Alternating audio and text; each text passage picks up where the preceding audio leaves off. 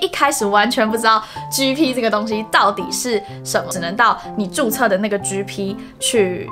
看醫生，打一個電話，然後還要等2個禮拜，然後我的病感覺都沒有被緩解。但是很多留學生第一個不習慣，但是他其實是有一個用意的，就是他問過我說 Are you feeling sick？ 就是 University GP， 对，然後他一定會有翻譯的專線。那其實當下我聽到，我會覺得說 sick 怎麼解釋你的痛？這件事對我們來說很重要。你可能會覺得反正就是痛。25歲以前的話，別忘了你是符合英國政府提供這個。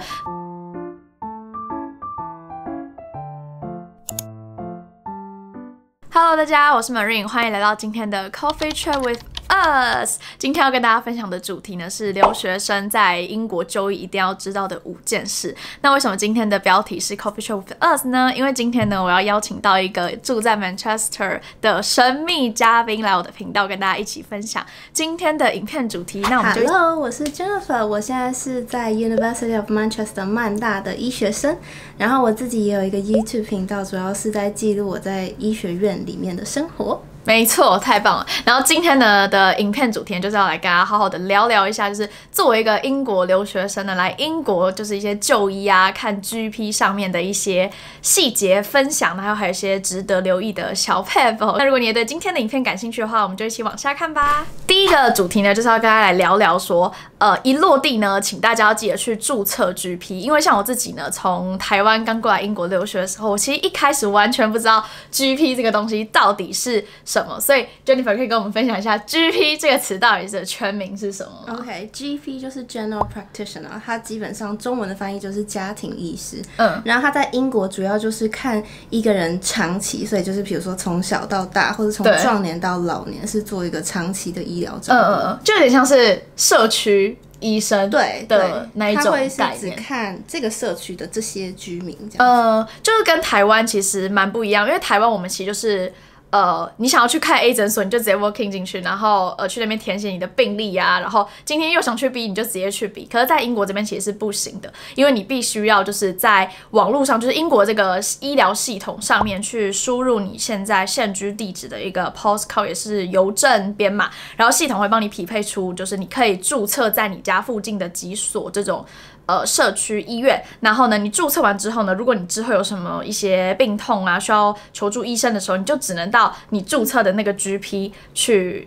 看醫生這樣子。對，這大概是很多留學生第一個的不習慣，但是它其實是有一個用意的，就是如果你有一個長期合作的 GP， 他就會更知道你這個人的情況，你到底有在吃什麼藥，然後你的 baseline 就是你健康的時候應該要怎麼樣，他可以更早的就是抓到你可能有哪一些慢性疾病，他可能需要預防嗎？幫你預防，感覺會更像一個專屬，他是你醫生的医生。但在台灣的話，其實有一個盲點，就是你去不同的就是醫生診所，雖然就是可能有更多的選擇，可是医生通常都會對你這個人來說是完全不了解的，所以他要透過你的病歷，或是跟你就是有更多的觸診經驗之後，才會更了解你到底真實的一個需要會是什麼這樣子。那像我自己那時候，我是就讀 University of Leeds 嘛，对不對？然後所以那時候其實大家最建議的就是注冊學校附近的 GP， 甚至是可能學校自己附屬的，有點像是 University of GP 那樣子的概念。但是其實我聽說，就是 GP 竟然是有翻譯這個服務的嗎？对，如果你所在的那個大學是有 medical school 的醫學系的話，很大幾率他們會有自己 University of 就是 University GP， 對，然後他一定會有翻譯的專線，然後是每一個語言都有，台語也有。對，竟然有台語耶，所以其實就算是怎麼說，第一次來英國，然後要用英文來看診，擔心自己會有怎麼說語言不流利的東西，其實不用太擔心，不用太驚，因為已經身體不舒服，你真的很需要的話，所以如果可以用自己的母語講，還是最方便的，最好的。所以如果你真的需要，你就說 I need an interpreter， 就直接一點，然後就跟他講。如果你是要中文的話，很多時候那個口音可能台灣會比較不習慣的話，你可以跟他說你要台語的這個服務，這個口譯，然後台語的口譯一定也會講中文，所以就可能聽起來會更親切一點。对对对，真的是因為台語這個東西我完全不知道，我不敢想象就是在英國這個地方，竟然說你去看病，然後有一些語種不同的就是情況下，你還可以跟他說，我要台語。對，因為我們醫院有一個表，就是他有哪一些語言。當我的醫師跟我說是每個語言都有的時候，我就想說怎麼可能？然後有台語嗎？結果我就看他寫 Taiwanese， 那真的我就相信每個語言有一個台語，那这樣真的是很怎麼說？這點還算是蠻便民的嘛。第二個部分呢，要跟大家聊聊是就是 GP 這個我自己個人的一個 GP 看診經驗。我自己總共是看過2次 GP， 那第一次 GP 看診的經驗呢，其實就是因為當時呢我來念書，然後當時還有一些求職的壓力，總之就是各種很多外在因素的一個壓迫之下，我就覺得我是內分泌失調。總之我的下巴這一塊就是大大的爆痘，就是爆痘到我覺得會讓自己就是有一種容貌焦慮的感覺，你知道，就是你看鏡子會覺得哦天哪，就是我膚況怎麼這麼差，所以我就決定要求助醫生。當時我自己的研究一個情況是 GP 的話，我知道有幾種方式可以預約到 GP。第一個就是你可能 walk-in， 但是幾率會蠻小的，因為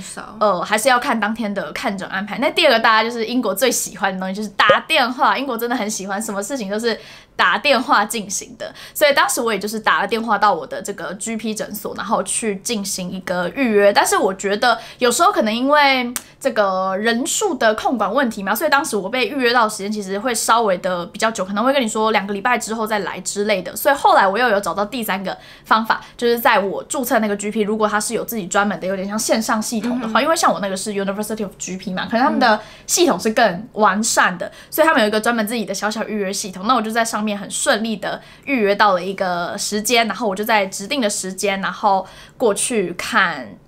我的 GP 這樣子。跟 Jennifer 稍微聊過之後，我才發現原來其實像這種一些情況，如果你有知道自己有明確藥物的話，其實是可以去 pharmacy 的，對不对？對，其實很多東西都可以在藥局就可以解決。比如說你是感冒、喉嚨痛、頭痛，或者甚至是你喝水不夠、長期憋尿的尿道炎，这種都是可以到药师，就是到藥局的药師直接跟他就是說明你的情況，他就是可以開藥給你。應該說，英國的藥師他們其實不是只是做發藥的動作，他們都有很多臨床的經驗，是可以給你醫療上的建議。OK， 這點真的是我覺得是一個資訊上的落差，因為我覺得在台灣當時要過來英國留學的時候，在醫療就醫上面，大家很少會被教育到說，你其實可以直接去所謂的 pharmacy， 也就是藥局。大家都會覺得，你理所當然就是要先去 run 一個 GP 的流程。可是其實像我這種痘痘啊，如果我已經很明確知道我在台灣是使用什麼樣的藥品，其實像 Jennifer 剛剛這樣說，我其實如果假如說我去布魯茨，我可以跟醫生說明我有這個痘痘的困擾，然後問他說我這個藥是不是能夠直接在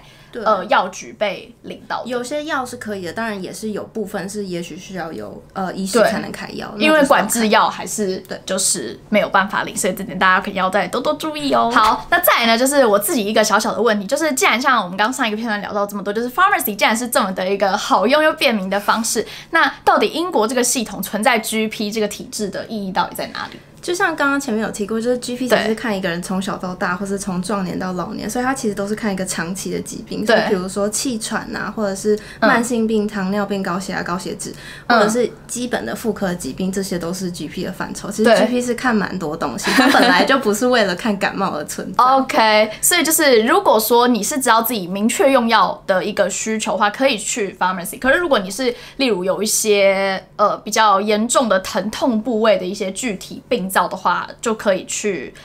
求助 GP， 对吗？对，如果你是真的希望可以跟醫師討論一些問題的話，那當然就是找你的 GP。OK， 補充一下，就是其實當時我剛來英國的時候，然後因為這個 GP 的流程其實 run 起來其實是很費時的，所以當時其實難免心中不免會有個疑問。那我相信很多台灣留學生應該也會對 GP 這個系統就是有一些小小的抱怨，覺得說為什麼我只是看一個小病而已，就是要拖這麼久？對，所以很多人可能會打電話給 GP 說你想要看，然後他可能會的要讓你等很久，或者是他會叫你去其他地方，這其實是有理由的。他希望整個作業可以更有效一點，他真的不是為了要打發你。有可能你跟他講了電話之後，發現你如果要立刻照 X 光，那當然是你直接去急診會更好。對，或者是他發現你的問題其實是藥局就可以解決，他就會希望你去药局。那他如果真的覺得他需要先看看你，那他就會讓你進來。所以他是有這個用意，就是有一個怎麼說，就是一個更專業的分類方式，不是說你就是盲目的進來醫院，然後可能會占掉真正需要用這個醫療資源的一些分配上，因為你會跟醫生說你的情況，然後會有專業的人來協助你說，你現在這個情況，其實去藥局領藥就可以得到立即的疏解。那如果哪些病是很嚴重的，我可以馬上幫你進行。就是醫治，這其實真的就是醫療分級非常明確會有的一個狀況，一個體制。對，所以但真的不是為了要打發大家，或者是不想要看你，其實真的不是。OK， 所以大家確實啊，就是作為病人端，因為 Jennifer 是作為一個醫生的角度，那作為病人端，偶爾也會覺得對啊，我就是一個小病嘛，就是我打一個電話，然後還要等2個禮拜，然後我的病感覺都沒有被緩解。但我覺得中間就是有了這個迷思，所以其實你是打電話過去是等於說也幫你自己節省時間，因為如果像我這個痘痘藥，我當時知道。可以透過打這個電話先去詢問一下，而不是直接開口，就是說我要預約。也許醫生會跟我說，你就直接去 pharmacy， 因為你已經很明確的知道你到底要用什麼藥了。那再來要跟大家聊聊的就是呢，就是作為一個留學生初來乍到英國，假如說真的有需要去求助 GP 的一個情況，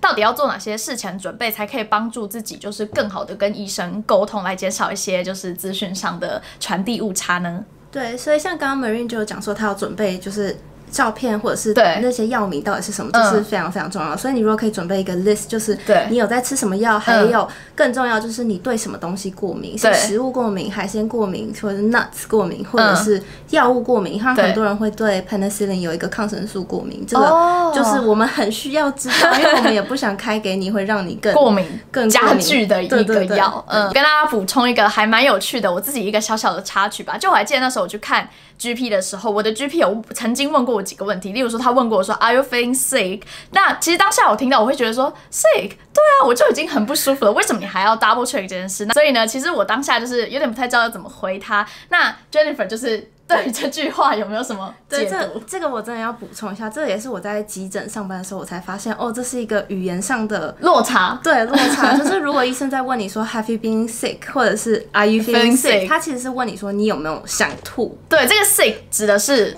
吐，對，他不是問你有沒有不適，你當然是不適你才會來嘛。對，其實是他問你有沒有真的有吐，或是你有沒有以這幾天有吐。所以如果你說你現在想吐，你可以說 I'm feeling sick， 你就是現在有想吐的感覺，或者是你如果已經這幾天都有吐，你就會說 I have been feeling sick，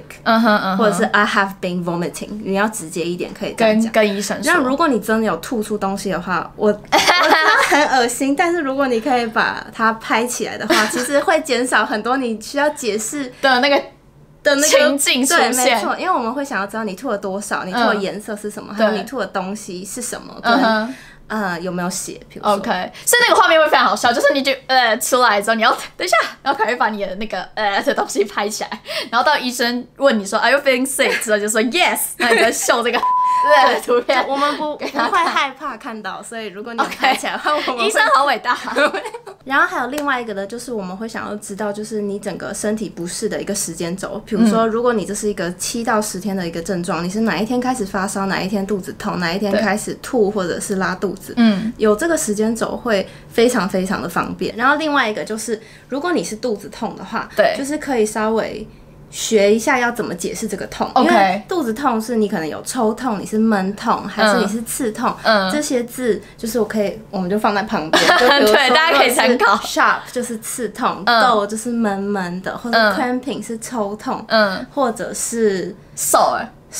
对，或者 burning， 如果你是有那個灼熱感吗？灼热感是那個叫做 reflux， 就是胃食道逆流，可能會用 burning 這種感覺。OK， 所以怎麼解釋你的痛，其實這件事對我們來說很重要。你可能會覺得反正就是痛，但對我們來說，它會很影響診斷。是我為了要錄這個影片，昨天還是跟急診的醫師討論說，就是有沒有他有什麼建議，什麼事情，他有特別強調這一點。OK， 那所以大家真的可以好好學習啊！因為像我之前的話，我自己也是都完全不知道，就是痛，就痛啊，就是我也不知道怎麼形容這种。OK， 那以上呢就差不多是今天的影片內容，希望可以對大家有所幫助。然後最後也要跟大家分享一個小小的資訊，就是如果你是來英國留學，然後且年齡是在25歲以前的話，別忘了你是符合英國政府提供這個免費施打 HPV， 也就是子宮頸疫苗的族群哦，所以大家記得趕快約起來。那你如果已經是25歲以上，像我就是25歲以上這個疫苗就沒有免費，但是你還是可以自費。但25歲以上的話，